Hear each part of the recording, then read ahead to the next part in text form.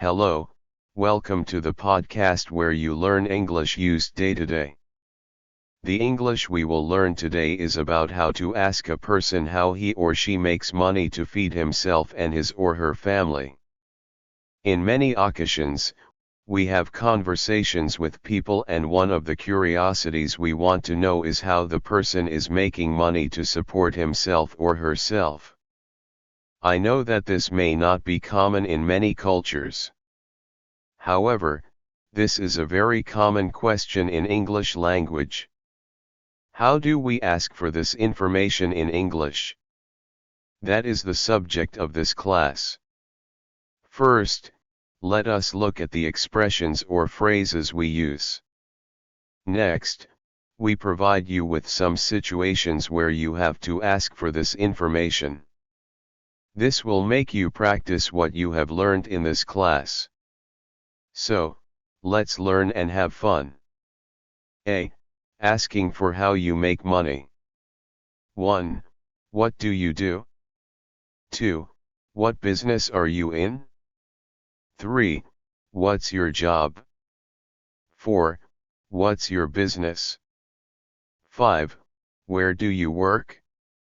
6. What's your source of income? 7. How do you survive? 8. What do you do for a living? 9. How do you make a living? 10. How do you make both ends meet? How to practice asking how someone makes money. B. How would you ask how someone makes money in these situations? You meet someone the first time in a college. You meet someone in a conference. You meet someone in a hospital. You meet someone in the Disney World. You meet someone in the McDonald's. You meet someone in an English school. You are in a police station. What would the police ask you? Imagine other situations where you need to ask someone how he or she is making money. You should practice more time with examples given above. The more you practice, the more you learn and know how to use these expressions. Write your comment if you have any problem with any of the topics discussed in these podcasts.